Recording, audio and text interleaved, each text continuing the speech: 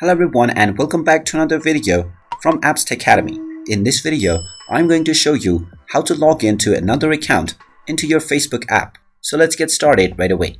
First of all, open up the Facebook application on your device, and once it is opened up, you will be taken into your home page from which you can browse through various news feeds. Now from the news feed page, in order to add another account, tap on the menu icon at the top right corner underneath the messenger icon.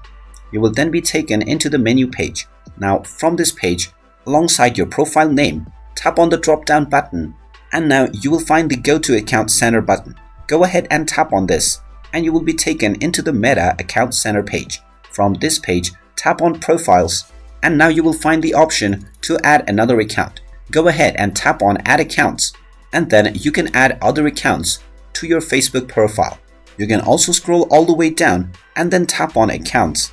And from here, you will be able to find the Add Accounts button as well.